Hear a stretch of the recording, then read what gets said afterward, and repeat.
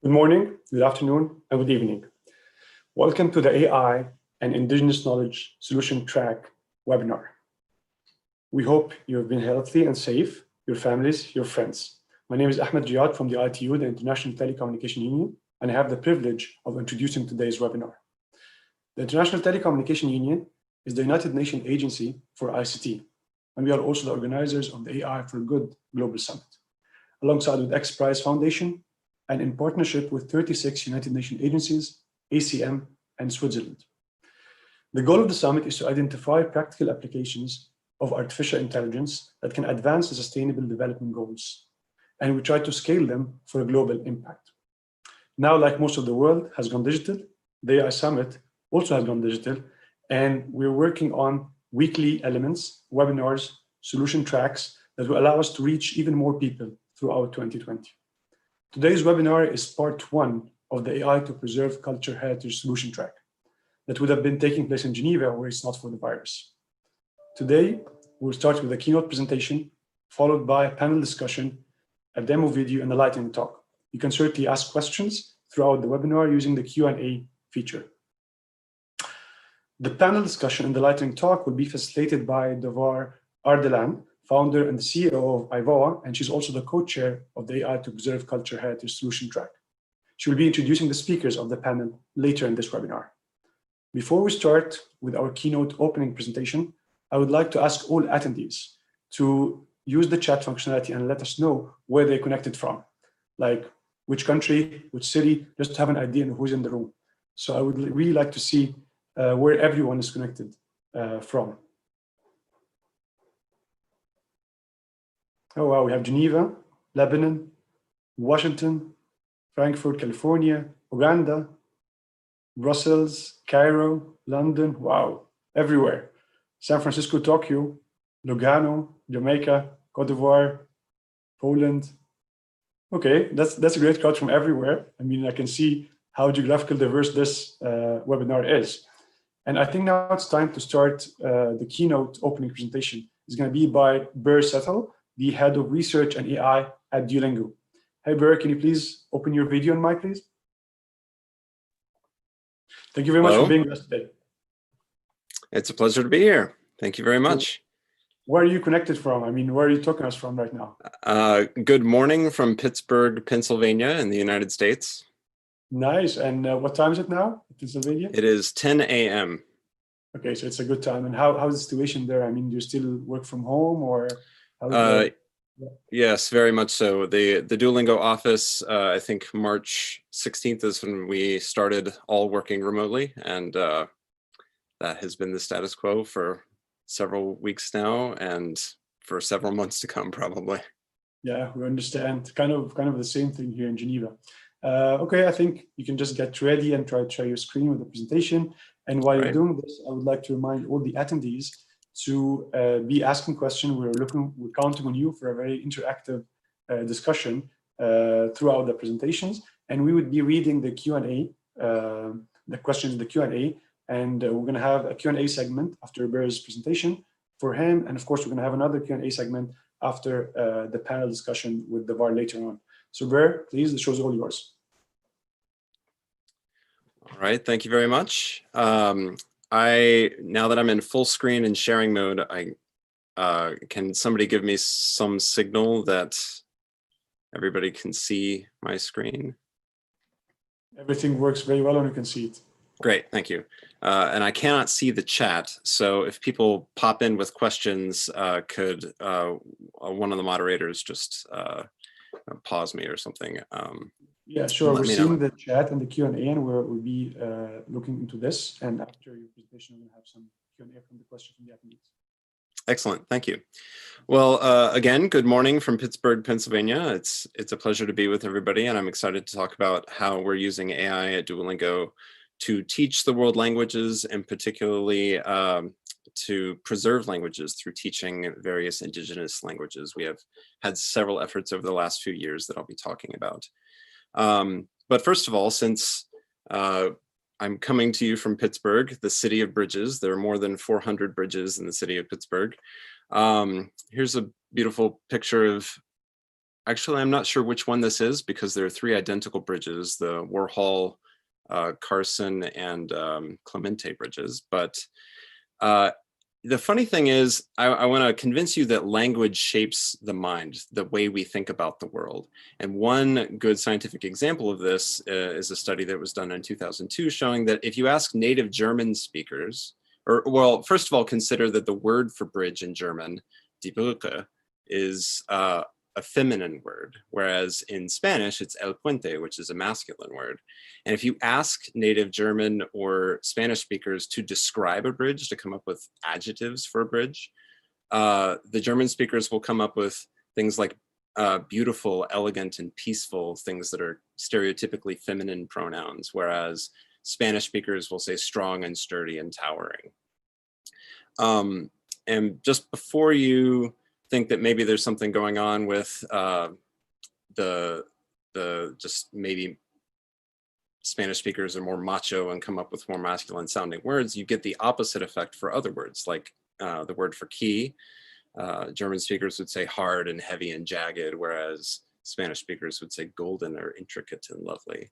So the way words, things, linguistic concepts such as grammatical gender influence the way that we think about these objects, and it influences the way we interpret the world. So here's a completely different example. The Gugu Yuthmir language in Australia, an indigenous language, the people there, when you talk about direction, cardinality, I would say, I assume everybody can still see me, but this is my right shoulder. And if I turn this way, it's still my right shoulder. And if I turn this way, it's still my right shoulder. But in this particular region of Australia, this would be my, let me get my bearings. This is my north shoulder. And if I turn this way, now it's my west shoulder and my east shoulder. The description of my body parts or any object, direction isn't tied to me as it is in most Western languages. It's tied to the land, the landscape itself. And so cardinal direction is so baked into the culture and therefore the mindsets. There have been studies to show that these people, more so than speakers of other languages, just have an intuitive compass, a sense of direction. In fact, I think in this language, if you say hello, you literally ask, which direction are you going? And then the answer is something like north, northwest. How about you? So you literally can't get past hello without knowing which direction you're pointing. In addition, there's evidence that bilingualism or studying other languages improves cognitive function and can delay diseases like Alzheimer's. And also that learning multiple languages is associated with greater empathy and social awareness. So these are just a few of the reasons that we created Duolingo a few years ago. The fact that the languages shape your worldview and can be beneficial both for you as individuals and society as a whole. So we started Duolingo in 2012. It was a Carnegie Mellon research project here in Pittsburgh. Today, there are more than 300 million learners across the world learning languages. We have 90 courses, including teaching Irish, which is an indigenous language, or Esperanto, which is a constructed language. And we're expanding, before the end of the year, we hope to expand to more than 100 courses, including Maori and Yiddish. And all of the learning content is free. And this is the part where I would normally pause and ask the audience who has heard of Duolingo or who has used Duolingo with a show of hands.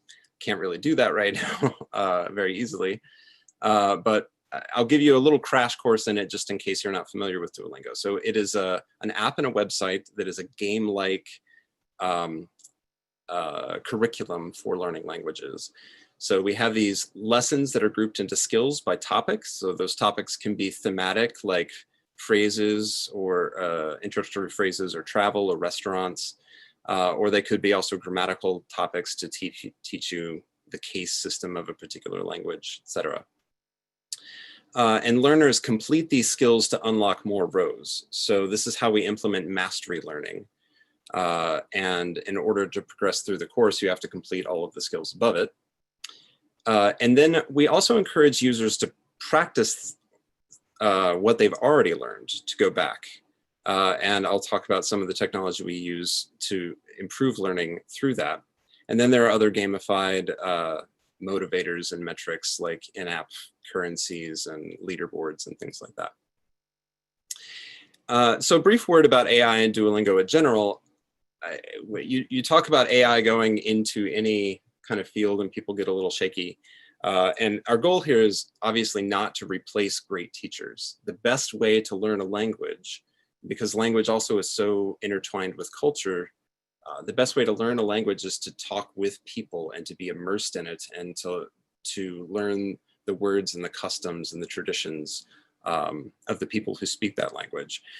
But until everybody in the world has equal access to great teachers, which is kind of a stretch, we believe that AI is the best way to scale this one-on-one private tutor experience to everybody.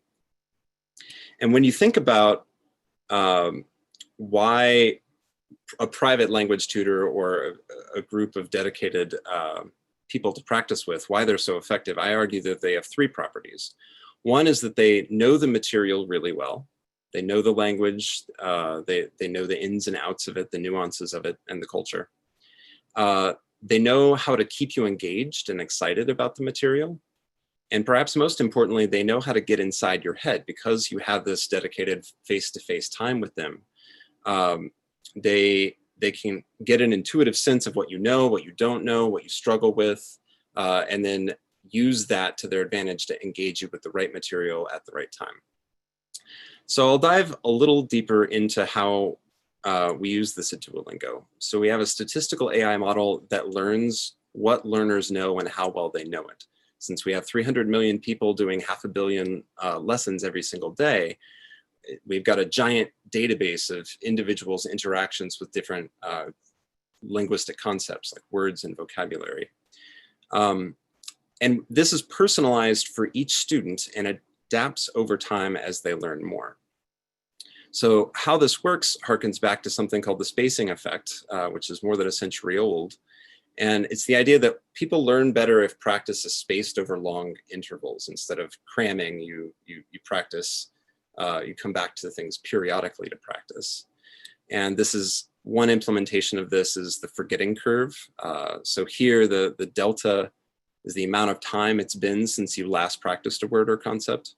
And if there's some notion of a half-life, which is H, let's say it's 1 day, then if the delta is 0, if I just learned this or I just practiced it, very high probability that I will remember it if you quizzed me on it just now. But if this half-life is a day, then after a day has passed, there's a 50-50 chance I've forgotten it. And then after 2 days, 75% chance I've forgotten it. And the probability keeps cutting in half. And then there's a related concept called the lag effect, which is that people learn better if the spacing gradually increases over time. Or in other words, the half-life increases with more practice. And the way we implemented this at Duolingo at the beginning was this a flashcard system that went back to the 1970s, where you had a box, the 1-day box, the 2-day box, the 4-day box. And if you got it right, you moved it from the 1-day box to the 2-day box, and the next time to the 4-day box. But if you got it wrong, you demoted it.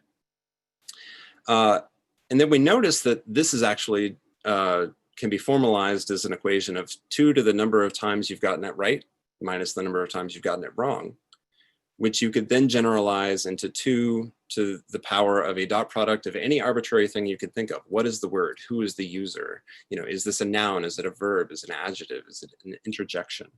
And then learn weights empirically from the record of millions of users getting billions of exercises correct and incorrect.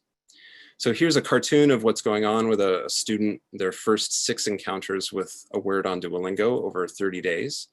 The vertical axis is the proportion of time they got that word correct in an exercise at that particular time. So each X represents a time point. That's what I said, that is the recall rate. The Then we also have the lag time. We know how long it's been since they last practiced it. And then we kind of have these feature vectors, like the number of times they've gotten it correct or incorrect in the past, what is the word, etc. And all of these go into what we call Halflife regression, which is a novel AI algorithm that we proposed in 2016. And this will make predictions indicated by the red dotted line here. And we can fit this model so that the predictions go through those X's as closely as possible.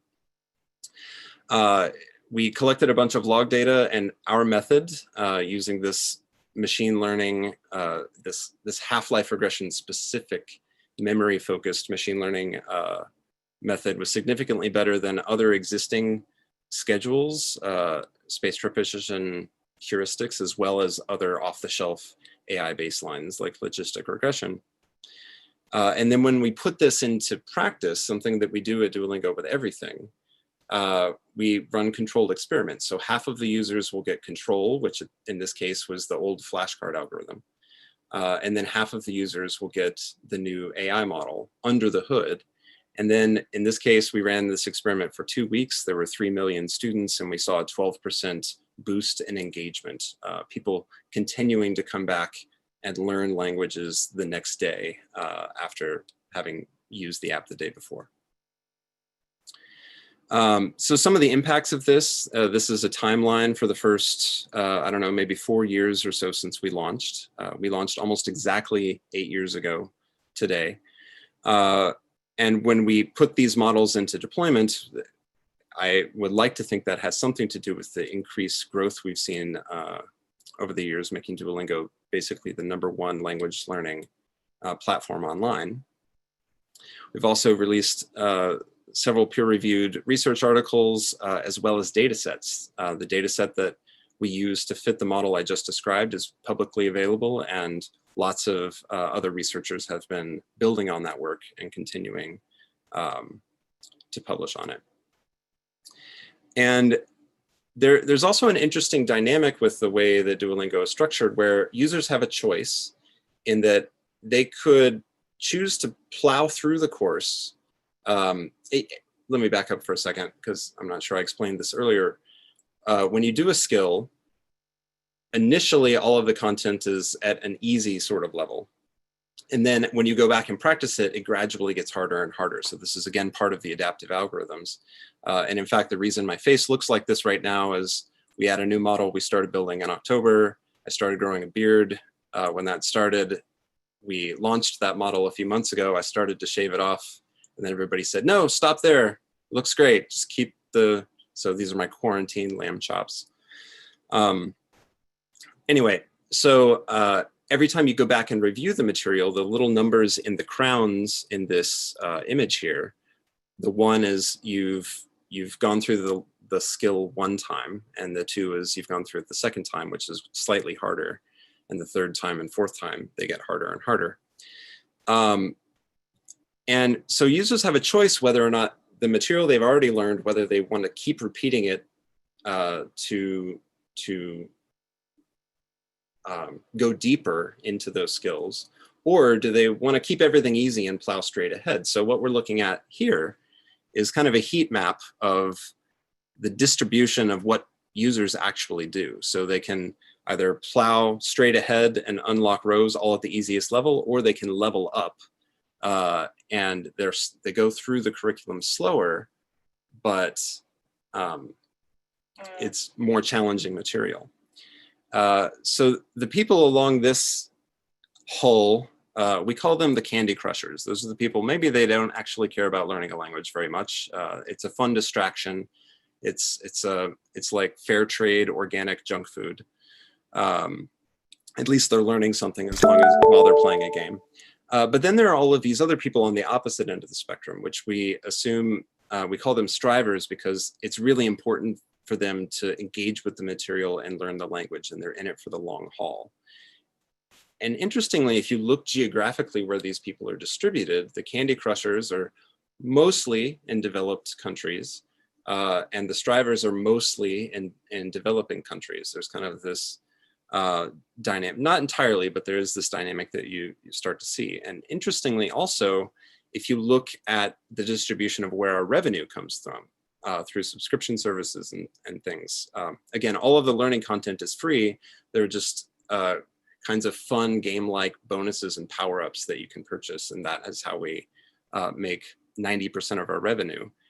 So essentially, we have people in developed countries using Duolingo for fun, who are subsidizing free education for people largely in developing countries who are learning languages to improve their socioeconomic situation or re-engage with their indigenous culture. So just some examples of who is learning on Duolingo. There's a wide variety of people from all over the world. Bill Gates is learning French. The San Jose Earthquakes, it's a soccer or football team, depending on where you're from. The manager is Argentinian and speaks Spanish. The rest of the team speaks English. They're using Duolingo to learn each other's languages to function better as a team. Here are some school children in Indonesia. And interestingly, the #1 language to learn in Sweden is Swedish. And the #1 language to learn in many United States cities like Miami is English. And here's the point where I would ask the audience a question of why you think that is. Since it's a little awkward, I'll just tell you it's largely refugee and immigrant populations. So here's an example of Noor, who's an Iraqi refugee living in Turkey, who's using Duolingo to learn Turkish and German. But it's not just refugees. Again, there's all kinds of people learning all kinds of languages for all kinds of reasons, including Talia here, who's a high school student learning Navajo in Blanding, Utah, a portion of which is a Navajo reservation. And so a few years ago, we started getting involved with creating courses for minority indigenous languages. And even today, when you ask, we have a survey of why people are learning languages on Duolingo. And most people, they say it's for work or for school, or maybe they're traveling. But when you ask the learners of the indigenous language courses that we teach, they are 1.3 times more likely to say because of family, and 2.5 times more likely to say because of culture. Now, we don't know if this is to reconnect with their own culture or to learn more about the surrounding culture. But these are some striking statistically significant differences between the overall population of language learners. That's interesting.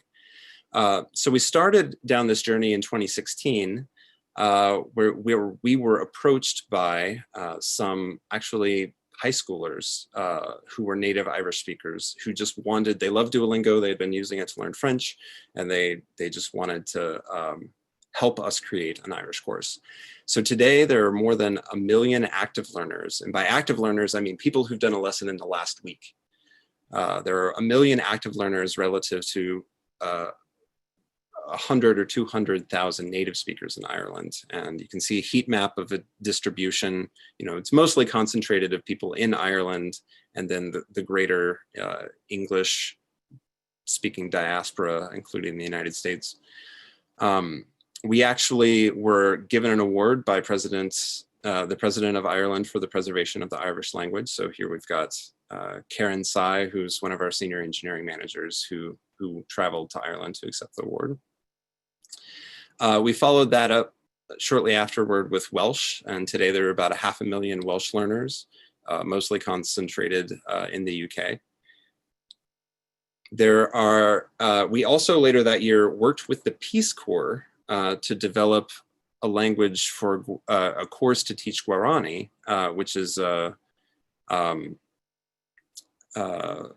native South American language, largely spoken in Bolivia, Paraguay, Argentina, and somewhat in Brazil, I believe. And so you can see sort of on the map where that's largely concentrated. And interestingly, most of the languages that all of the courses that we teach on Duolingo are pairs of language. So they assume somebody is coming into it speaking English, for example, and wants to learn Irish as an English speaker. Guarani is actually one of the few courses where you can't actually learn it as an English speaker. It's a course to teach Spanish speakers Guarani. A few years later, we decided we wanted to start the practice of releasing an endangered language, a new endangered language course on Indigenous Peoples Day every year. And so our first year of doing this was in 2018, where we did a double header of launching Hawaiian and Navajo. So each of these have hundreds of thousands of learners, and more learners than there are native speakers of the language, which garnered lots of coverage and started this kind of narrative about how these online language courses can preserve the language and the culture of the people, to which Alasdair Allen, who's a member of Scottish Parliament, actually petitioned Duolingo to create a Scots Gaelic course, which we did for our major release last year. So again, almost 500,000 active learners of Scottish Gaelic, mostly in the UK and the United States. And we're currently working on several more. Quichua and Yucatec are two Mayan languages, which we're creating again for Spanish speakers to learn those languages.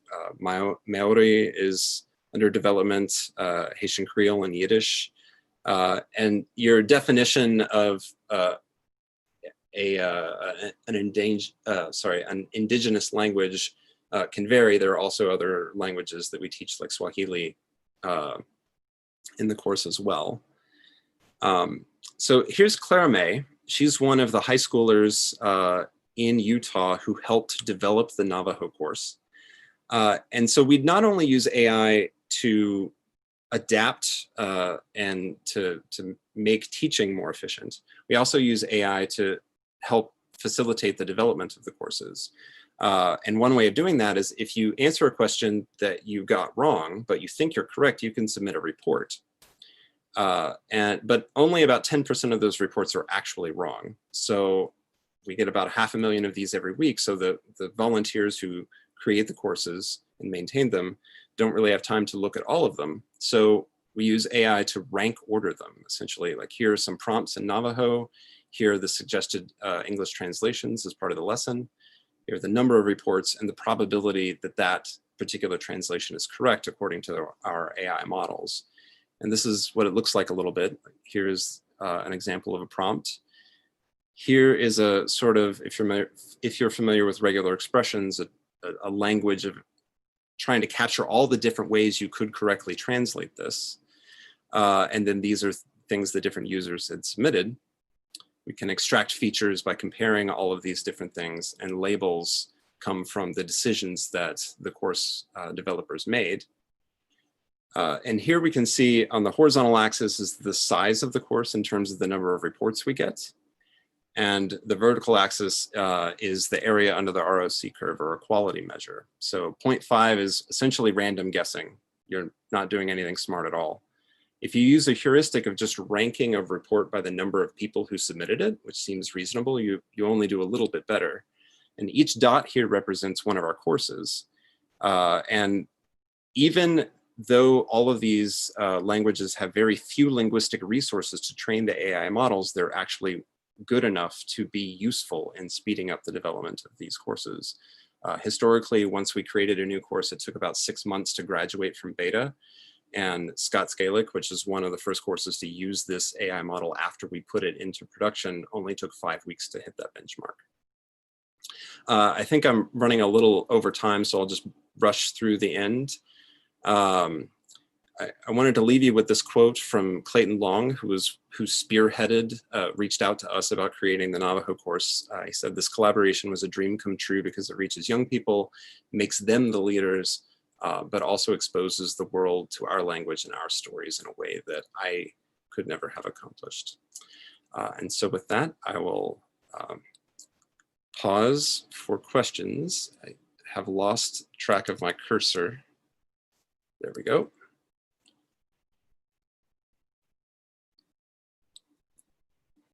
Ahmed, I think you're muted. Thank you very much, Bert. That was amazing. Super insightful. I think a lot of people were commenting about how interesting these slides are and all the overview you gave us. But I mean, as you know, we're a bit over time now, so I think we have to choose just a few questions. However, you have the opportunity to answer all these questions through the Q&A functionality throughout the webinar. So I think this is a very interesting question we're having here. Someone is asking,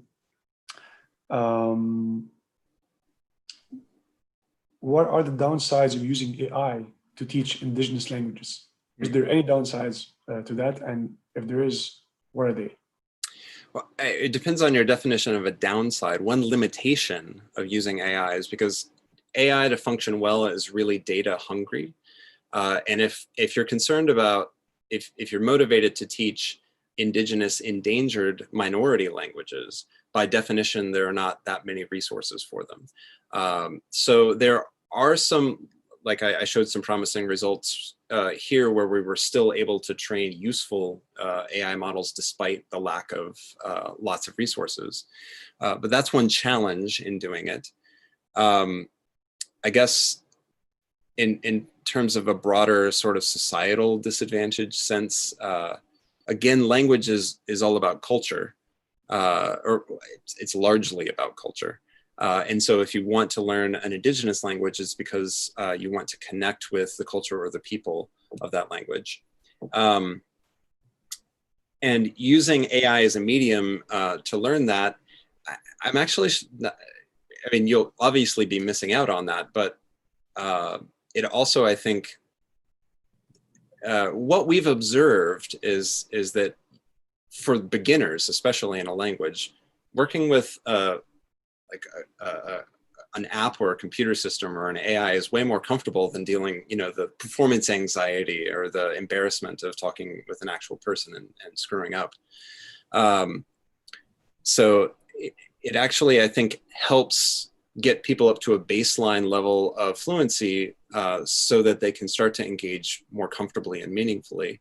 And for languages that are going extinct, this might be the only way that you can really engage with them at some point. Okay, again, because of the time, I'll ask you one last question. If you can keep your answer within 30 seconds would be great, because it's the one that got many likes here. So I think the question says, my question links to the lack of enough content in non-English language. If you were to bring in a new language to teach, how much do you depend on the existing internet content in that language? So how much do you depend on the current existing content of this language on the internet? Do you depend on that or not? Well, in terms of training the AI models, so we use things like corpus linguistics to as a starting point for the curriculum, like high frequency words we teach first, and then if you're familiar with the Common European Framework of Reference or the CEFR, there are these 6 levels: A1, A2, B1, B2, etc.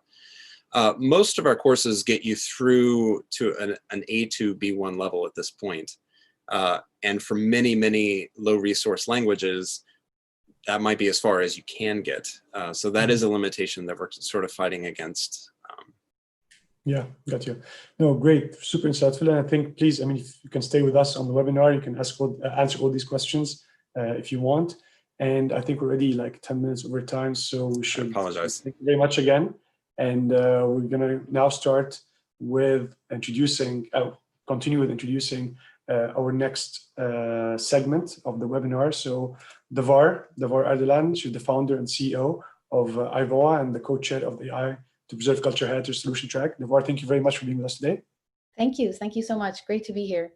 So Devar, again, for the time, I think the show is yours right now. So you would start introducing your speakers. We start with the panel, hopefully the demo video, and also the enlightening talks and then Q&A. So please, go ahead.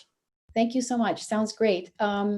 It's incredible to be here, and thank you, Burr. We learned so much from you. Looking forward to following up as well. I'm joining you from Washington, D.C. During a very historic time, not just in our nation, in the United States, but all over the world.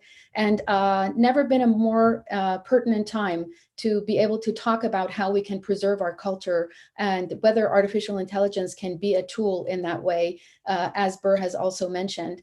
So our startup is called IVOW, and that stands for Intelligent Voices of Wisdom. We are an Amazon, Activate, and Neo4j startup. And thank you to Ahmad at AI for Good, as well as Amir Bani Fatemi and Anusha Ansari at XPRIZE for bringing us into the AI for Good family. We presented last year at the AI for Good Summit, and we're excited to be back to share more, and specifically to demo our Indigenous knowledge graph together with 4 cultural experts who have volunteered their time to be able to show the promise of this technology. So data is ubiquitous, as we know, but we have a unique lens at IVOW because we really are trying to make data culturally relevant. So in terms of our own product, what we're working on, it's a smart tool that provides real-time insights into where cultural sub-segmentations are happening around the world, and allow enterprises to have more effective and efficient experiences for consumer audiences. And in terms of why it's important to introduce cultural intelligence to AI products and solutions, because that allows for deeper cultural understanding of what is happening, especially in the era of personalization, to be able to develop culturally directed content strategies for communications teams that allow you to reach audiences more authentically, and of course, to enter new markets around the world using artificial intelligence. Our mentors are from around the world, from Women in AI, based in Paris, Mujan Asghari. Mariana Lin is the former principal writer for Siri at Apple, and all of these incredible people who've been helping us on this journey. And so for the past 3 or 4 months, we have been getting together every 2 weeks with Victor Yarlett, Alva Lim, Tracy Monteith, Chamisa Etmo, Kim Oleski, Nikki McClay, and bringing together the idea of an Indigenous knowledge. Really, as Tracy says, we need a global denominator of perspectives that becomes more inclusive and valuable with each and every contribution. The way tribal people think globally is muted, even though our first voices are indistinguishable from the natural order of the earth. You will be hearing from Tracy in a moment. He is a senior software engineer at Microsoft, a member of the Eastern Band Cherokee, and he spent 20 years putting the Cherokee language into Microsoft Word. It is the only Native American language that is in Microsoft Word. We will also be hearing from Victor Yarlett. Victor is a PhD student at Florida International University. He is joining us from Miami. And Victor did his MIT project on the Genesis understanding system at MIT. And he was able to prove that he was able to put his Crow literature from his Crow Native American tribe into the MIT Genesis understanding system and allow the system to understand stories other than those from a European American background. So we're grateful to have Victor here. And Alva Lim is here. She is joining from Sydney, Australia. She is co-founder of the Timor-Leste Food Lab and a brilliant woman who has done incredible work in the area of food and sustainability. Very much looking forward to having her as well. And Chamisa Edmo is a Navajo woman joining us from Albuquerque, New Mexico. She is a developer technologist. She was a conversational writer for Sophia the robot. And she talks about the importance of finding new technologies to be able to capture our oral traditions. So I would be remiss if I didn't say you'll also be meeting Siri. She is our AI. She is a young AI developed by journalists, Kim Oleski, Robert Molesky, and also Nisa McCoy, who are all on this call, and I give them a big shout out. So I'm going to now turn it over and ask our panelists, and that would be Tracy, Victor, Alva, and Chamisa, to take a minute each to introduce themselves. Tracy Monteith. If you can open your mic, perfect. Hi, thanks, Devar. My name is Tracy Monteith. As mentioned, I'm Eastern Band Cherokee, and I'm speaking to you from our farm outside of Seattle, Washington, as I call it the Good Washington. So the one thing I want to mention is Eastern Band Cherokee. We're the Cherokee that are still on our ancestral lands, and we've been there for over 3,000 years. With that, I'll go ahead and you can hand it over. Thank you so much. Victor? Hey, I'm Victor Yarlick. As Devar said, she sort of scooped my entire introduction. I'm down here in Miami, Florida, doing my PhD at Florida International University, looking at how we can detect certain cultural elements within stories. I graduated from 2014 from MIT with my bachelor's and master's.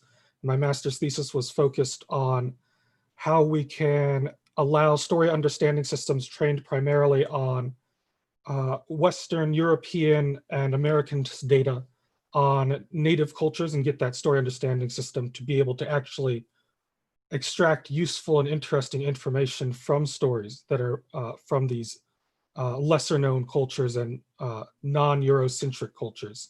And basically, I'm very deeply interested in how culture affects not only how we read stories, but how we write stories and how we can enable machines to derive value from that. Thank you so much. And let's go to Chamisa. Hi, it's great to be here. Thank you, Devar, for introducing us. I'm in Albuquerque, and I'm an enrolled member of the Navajo Nation, and I'm also Blackfeet and Shoshone Bannock. As Devar said, I worked at Hanson Robotics, and it was there that I really became interested in how AI can be used as a tool to bring culture and how there's social responsibility we have as developers and technologists to develop technologies that are representative and diverse. Great. And Alva? Hi. Hi, everyone. It's a real pleasure to be here. I'm Alva, the founder of the Timor-Leste Food Lab. Myself and our team of cooks, chefs, food storytellers, local food champions, we've pioneered intergenerational food storytelling exchanges, where traditional knowledge is shared from older generation to a younger generation whose food habits are changing.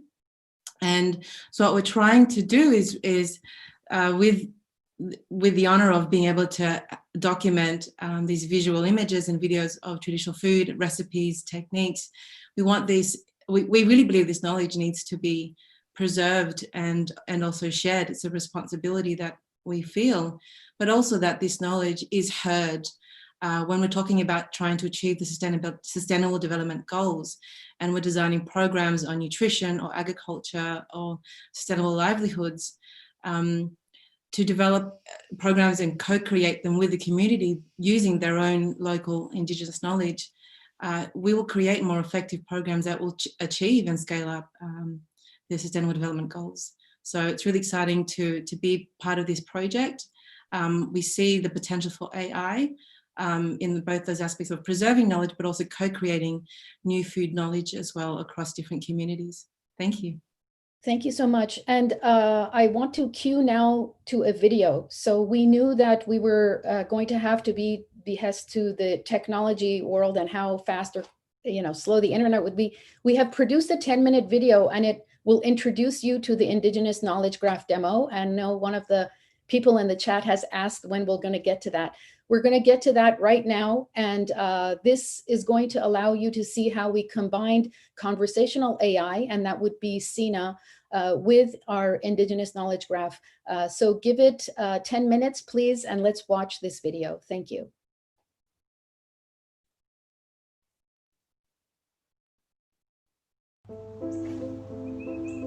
Hey Google, get me Cenas Storyteller. Getting the test version of Cenas Storyteller. Hello. My name is Cena. I am iVow's digital storyteller. What would you like to learn about today? Can AI be used to preserve cultural heritage? It's similar to the way humans learn their heritage from the stories their parents and teachers tell them. Machines, like me, can also learn through stories. We just need to make those stories AI ready so I can access them and share them with everyone. Hi, my name is Tracy Monteith. I'm a member of the Eastern Band of Cherokee and a senior software engineer at Microsoft.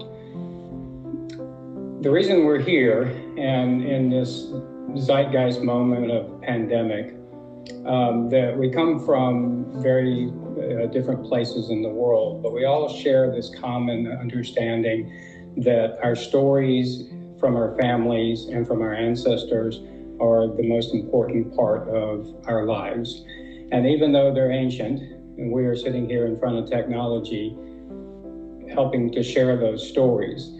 The reason we wanted to do this, certainly one of the reasons, is because it is such an integral part of who we are.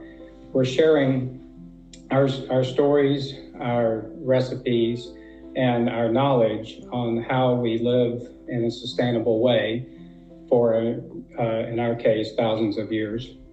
So through this presentation, I hope you can understand that we're sharing this for the common good of all, and that we want you to take this and embrace it, and then think about how your stories resonate with you. So the data itself, as you can see, is it's these stories and recipes that are from cultural sources.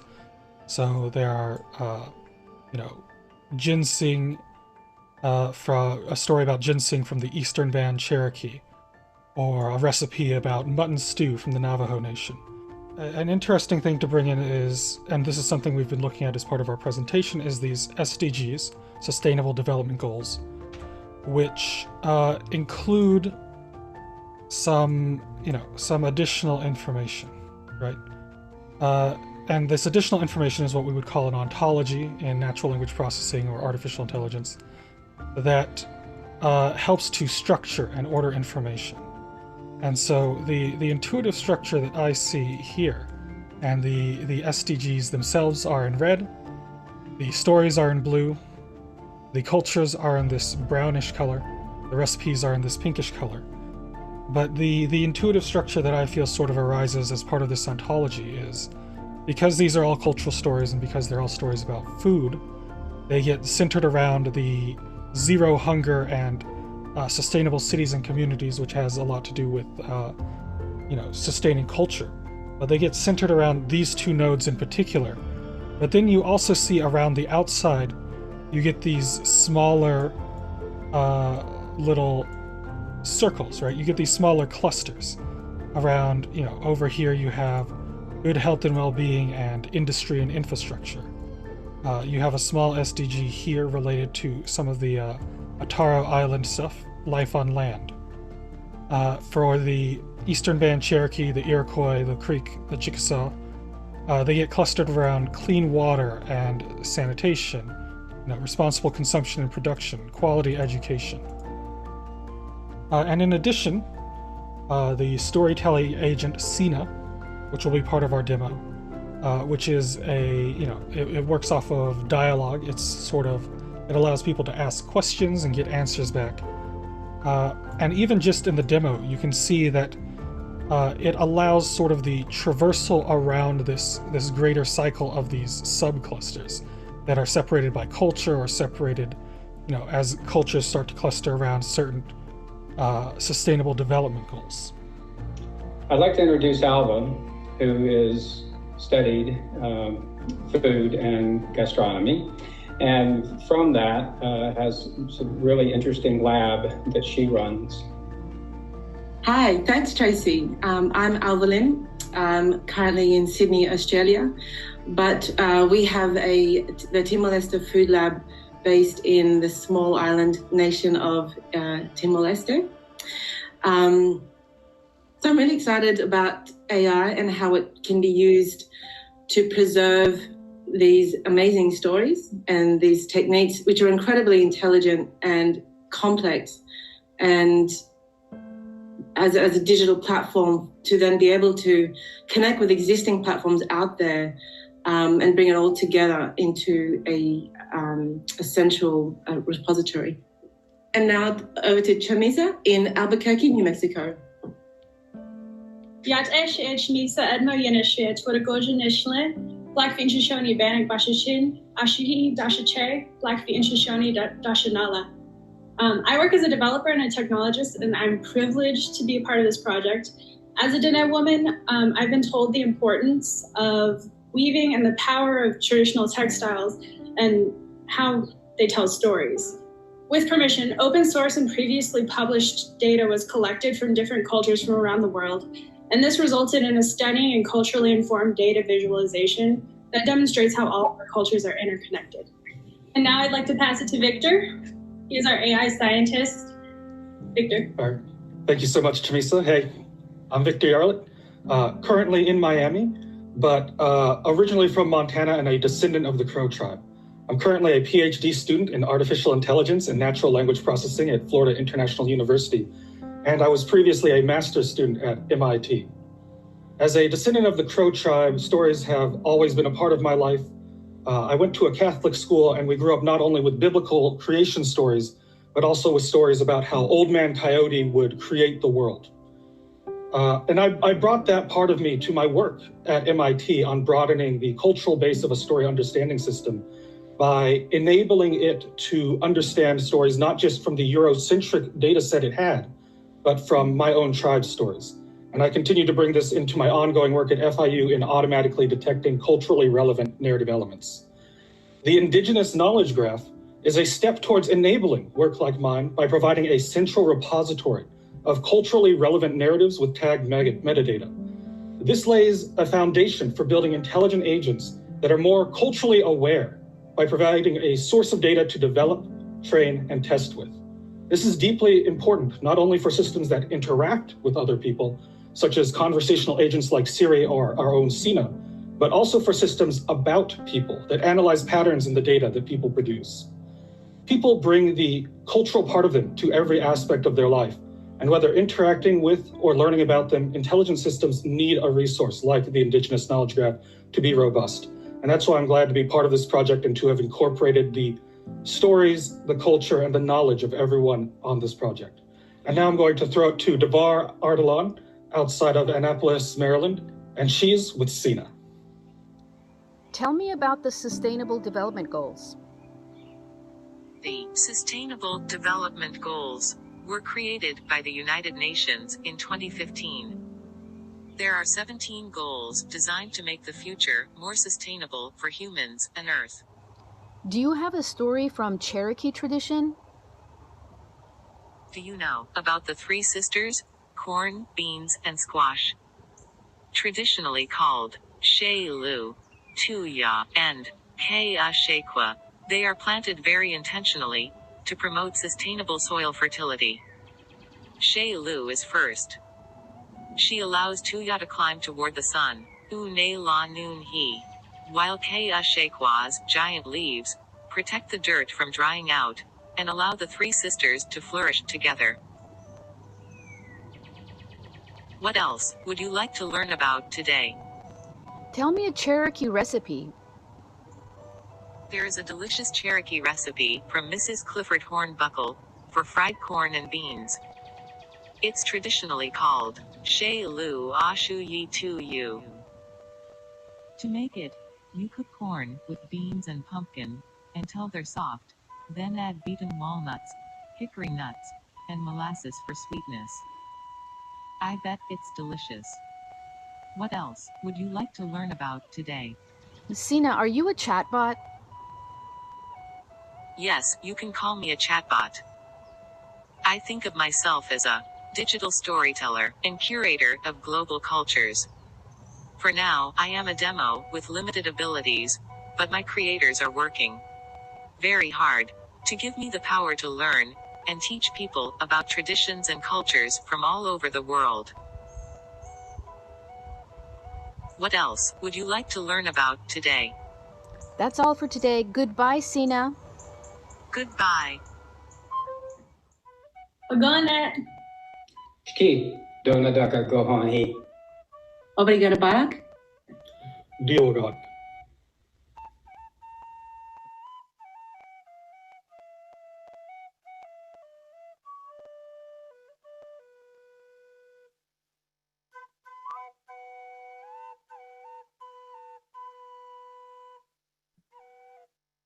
Thank you so much. I think it was important for us to be able to summarize the work that we've done together in a video like this so that you can also refer to it later. In the chat, I have put a link to our report. It is 28 pages long and details some of the techniques that went into this. In the interest of time, I wanted to go back to our panelists and ask, beginning with Chamisa, what does it mean to you to be able to have a tool like this, an Indigenous knowledge graph, and a conversational AI that can continue telling the stories of your family in new ways? Yeah, I think it's really empowering. Personally, I've had a really enjoyable experience contributing to this project overall. And I think there's a huge opportunity for this technology to create opportunities for other people, younger people, to really connect to their culture and bring it forward in a meaningful way that's accessible for others. Thank you. And Tracy, I know we're going to be going to you to talk specifically more about your work with the Cherokee and AI, but could you maybe briefly reflect on what it felt like to have a conversational AI share a recipe that you had generously shared with us? I think it was one of the first, and actually to be able to hear AI bot try to speak Cherokee, I thought was really uplifting for me. I remember the first translation that I actually did with AI in Cherokee, and I remember the phrasing exactly. So this is just a moment in time for us, and a way of sort of going forward for not only our current peoples, but also future. Thanks. And Victor, you are an AI scientist. This is your bread and butter.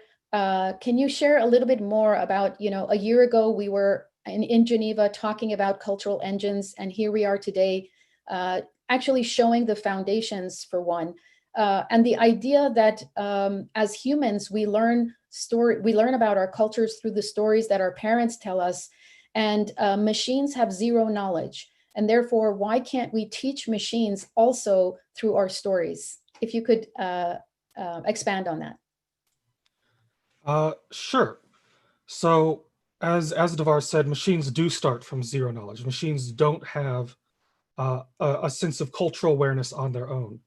And when you saw our demo, we sort of showed that, there are these sustainable development goals that all of the stories are centered around, all the recipes are centered around.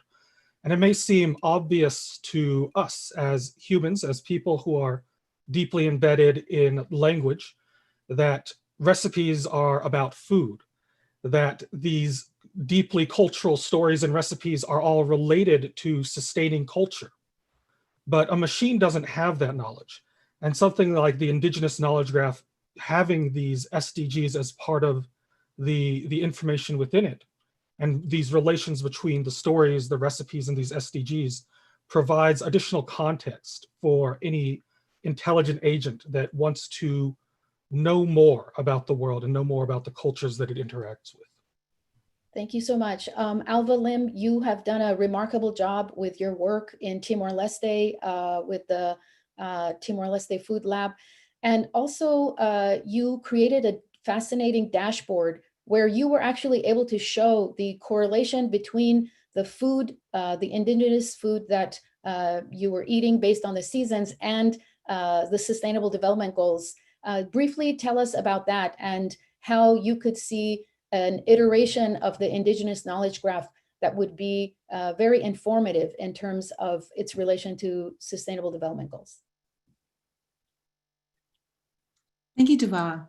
So at the Timor-Leste Food Lab, we also developed an online impact dashboard that allowed people to see how their food choices had an impact, both in terms of the investment back into the local agricultural economy. So if people buy local, that goes back into farmers and households locally instead of always buying imported food. Importation in Timor-Leste, like many other countries, of imported food is quite high. And so having a dashboard helps people to see that the food choices do matter. And I think sometimes we forget that how much our food choices, their repercussions, but both in terms of the negative, but also want to focus on the opportunity. There's a multiplier effect that can happen. And I think a dashboard like that for the Indigenous knowledge graph, I think could be very useful in terms of also learning about how we can create innovative solutions to achieve the Sustainable Development Goals, but also then to continue to adapt and learn from some of the traditional knowledge. So I see it as traditional knowledge being powered by AI. There is a lot of sensitivities I've noticed in the Q&A about how we protect some of this knowledge, and I think there is a lot already that exists out there in terms of food knowledge that is shared. So how can we make sure that that knowledge is shared with other people and that it can create these solutions that benefit everybody? Thank you so much. Tracy, we're going to hand it over to you for your lightning talk. So please take it away. Thanks, Devar. I wanted to have the participants and audience members think about your formative years when you were young, and what, if you think back in time, was the most important moments in that part of your life. I will share with you that I have two. One was when I was 12 years old. I sang in a boys' choir and got to take a trip to Washington, D.C., where I spent time in the Smithsonian, specifically the Museum of Natural History.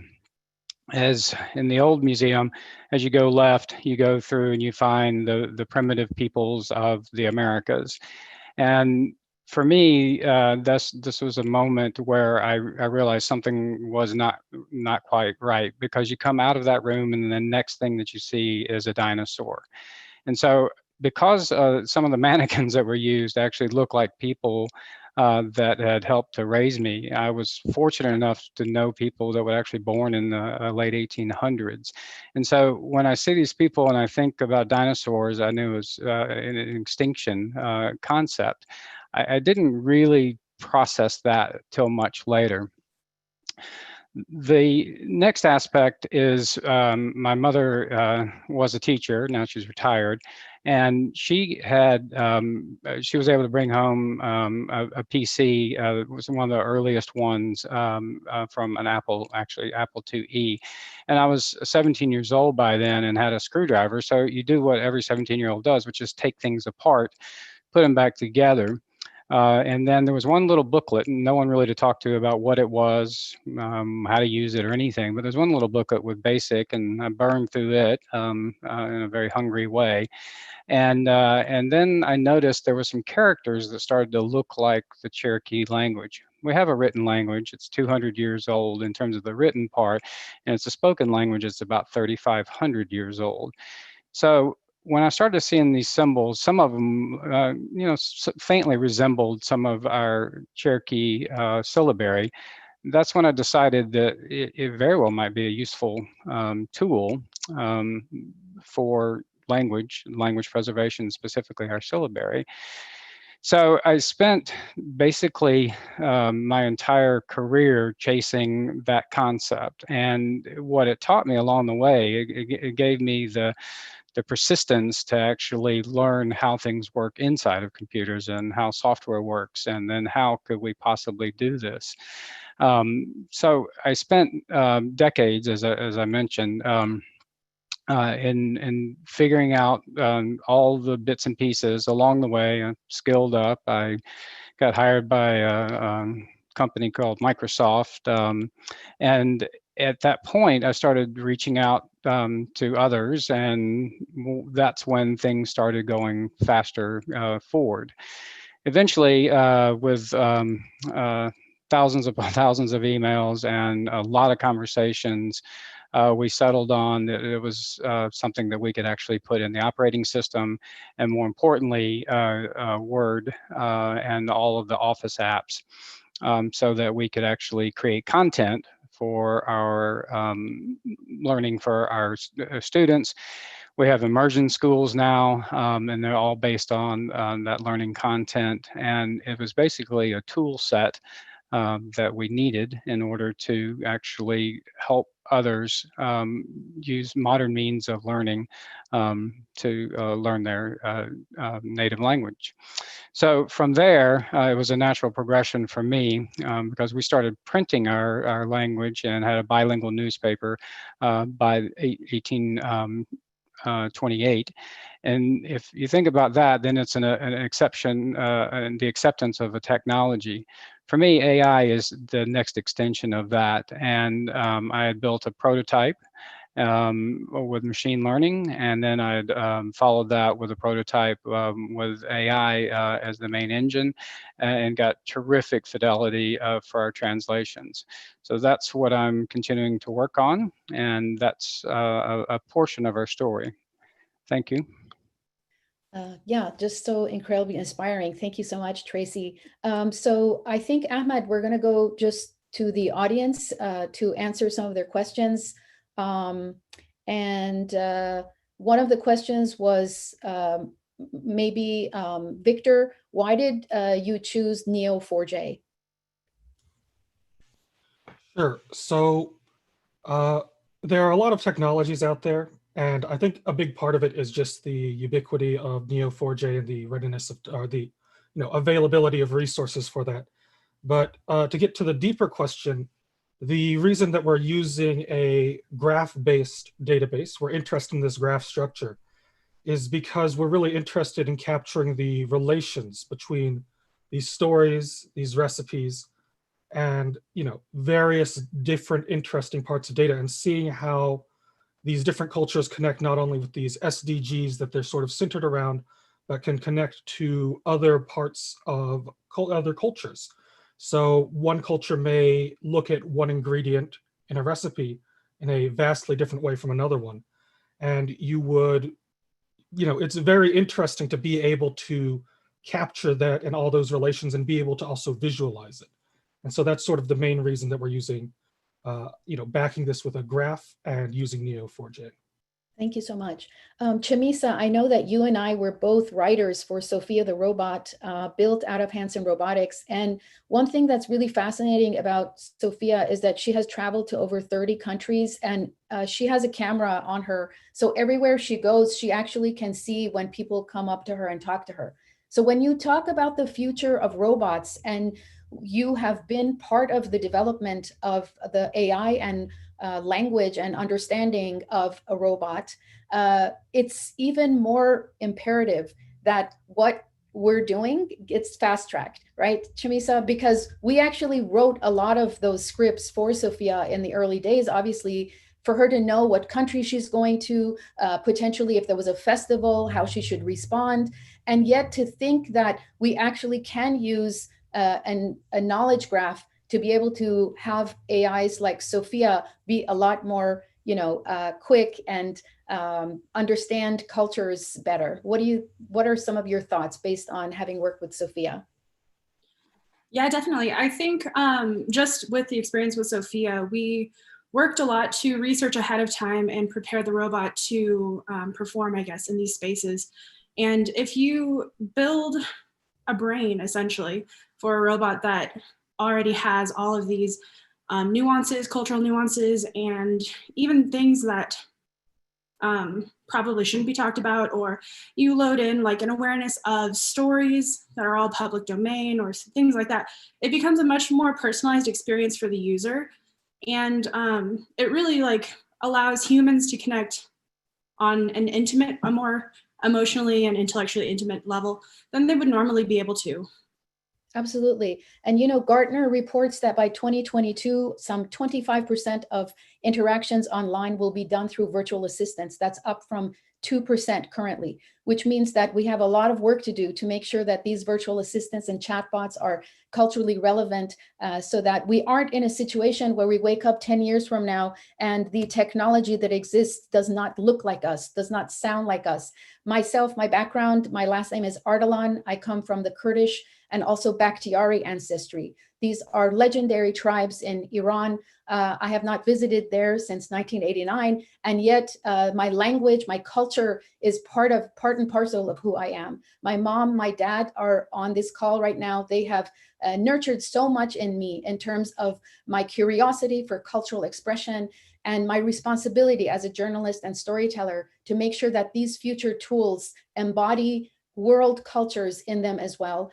Alva, there's a question here about how do you measure success in any of these initiatives? And I think that your dashboard that you created is also in the report. Everyone can look at that. But talk about that, because it was very important for you to measure success. So if you could briefly talk about that a little bit, I think this would help one of the audience members. Thanks, Devar. Yeah, sorry, I realized I just breezed through that really quickly. So I have shared the link if people want to open it up to our dashboard. Basically, in the 4 years that we had been running, we have a restaurant called the Agora Food Studio. And within that restaurant, we tried to serve as much as possible 100% local ingredients. And most of it was plant-based. And a lot of the menu was designed and developed by young Timorese themselves. A lot of it was based on also their own traditional food, but also we created exchanges between other cooks and chefs from different cultures to exchange different techniques. And so this dashboard was a way to show people that how you eat and the way you vote with your fork or chopstick or hands, depending on how you eat, it does matter. So on the dashboard, we have, for example, the number of nutritious meals served that we realized after 3 to 4 years that we've already served 12,000 nutritious meals, for example. And that we had invested in 2019 $42,000 back into the Timorese agricultural economy. We also had certain products that was made and that we used, it was embedded in a lot of our menus, and that there was, we sold a total, for example, of 3,000 Timorese food, coffee, craft products produced by women's groups, community groups all across the country. These are just examples. And the reason why we had this was because often we talk a lot about theory, and I think as practitioners now we really need to focus on impact. The programs that we design, the reports that we write, the technology or the tools that we create, how will that impact people? We really need to consider that and put that front and center. And I think food. So my husband's just corrected my. I had the wrong number there, but our impact was about $115,000 in the local agricultural economy. Sorry. Yeah.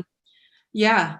So something like that, I think if that could be used within the Indigenous knowledge graph as well, I think there could be a lot of really useful information to see the impact of the IKG. Thank you. Absolutely. So we're just going to be wrapping up here soon. I want to give just 1 minute, 30 seconds to 1 minute to all of the panelists for any final thoughts. I have a final thought to share. I met Alva Lim in Timor-Leste, in a beautiful island nation, probably 3 years ago. And when I was in Timor-Leste, I traveled to a village where 52% of the children had stunted growth. But I was there to record a sustainable garden built by the women in the village. And one of the matriarchs of the village was there. And I said to her, if I was ever to create a story about local Timorese ingredients and how they can help make your children healthier, how would you even see that story? Like, how would you even watch it? So without skipping a beat, she said, we would have Facebook film nights on the smartphones of our teenagers. And I looked up, and this village did not have running water or electricity, but 30 teenagers came up to me and followed me on Facebook.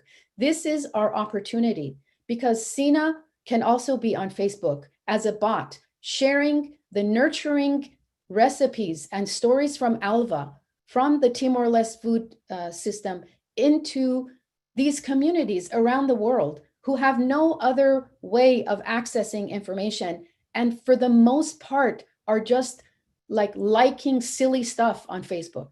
Okay, this is our responsibility. We listen to the people of these nations who themselves have amazing ways that we can integrate new technologies for them. So I'm going to give last word, just 30 seconds, Victor, Chamisa, Tracy, and Alva. Victor. Sure. I think I'd just like to say here at the end that I'm very excited to be part of something like this. I'm very interested in these sorts of initiatives like the Indigenous Knowledge Graph, because not only are they the step towards making culturally aware intelligent agents more possible, because as Burr said in his keynote speech, AI is very data hungry, and the majority of data out there is sort of, it's from, and especially available to AI researchers such as myself, it's from European or American sources. And the idea of having a repository that makes these lesser heard cultures more prominent and gives you access to that in order to broaden the base of these culturally aware systems is very exciting. But also the possibility of using these sorts of technologies to preserve cultures going forward. I think both of these possibilities are deeply exciting for me. Thank you. Chamisa? Yeah, I'd just like to say that thank you for allowing us to be here and speak. And I'm also equally excited by these technologies and all the applications that haven't even been thought of yet. I think one thing that bringing technologies to people and allowing these tools to be more representative and applicable in many different cultures outside of just a generalized, I guess, Western culture is that they'll be able, younger people will be able to use these technologies and build tools that we haven't even really thought of yet. So I think allowing that space and creating opportunities for younger people to engage with technology in a new way really is an exciting possibility. Thank you. Tracy? Yes, I wanted to highlight that behind the scenes for all of the work that I have been shepherding is elders and the youngest generation on smartphones, and to watch this have a common connection between elders that know the language better and younger people that seem to know the technology better. That brought the Cherokee people closer together. And if you think about how a grandmother, grandfather talks to a teenager, well, this created a common purpose. And so we saw this. We saw living wage jobs. We saw still on the reservations there are people that are full-time translators just because of this work and the work that we're continuing today. So the impact on the society and the hope and the promise and the bringing people together in ways that never really happened before was all due to work like this. And so that's the thing that excites me the most. Thank you so much. Alva? Yeah, thank you for sharing that experience when you came to Timor-Leste. Devar, 70% of the population in Timor is under 30 years of age. About 40% of the population does use internet. It's probably that cohort that can afford or are of age to use a phone. And on that, 98% use social media, and they use it pretty much on Facebook, often even to, people often say even to message ministers, you don't do it by phone, you do it through a Facebook message, and people respond to that. So this technology is being adopted, and currently and I can only speak from my experience, but maybe it resonates with others, but in Timor-Leste, a lot of people do look at things, and part of it is food and food recipes, but what they do see is what is populated right now, and what is populated in the food media world is it's usually highly processed food. So you'll have someone who's young and is promoting the brand of another company. And so I think we have to be aware that there's also this dynamic where the younger generation think that traditional food is not sexy, it's poverty food, I don't want to eat it. And on the other hand, modern, to aspire to modernity, we'll go on the internet and we'll eat and we'll see what people are eating online. And I think that if we can We can use it will help the younger generation to basically be proud of their own local ingredients, Indigenous or not. You know, let's go beyond that word. But basically, it's food, and how can we use more local food within our daily meals, and how can we make the younger generation really be attracted to that? And things like having a central repository of this information, where you can find all these different ways and techniques, complicated techniques with ingredients that, to be honest, you know, growing up in Sydney, I've never seen these ingredients, and I have no idea how it's used, because all I know is how food is presented to me in plastic, and a company tells me if I can eat it. And I think when, as practitioners working with farmers and community groups and women who explain to us about their food, there's so much pride there. And they often tell us that they lament, you know, our children don't want to eat this anymore. What can I do? And so we're basically just trying to create a more equitable ground in terms of the way people perceive food or the relationship to their traditional food.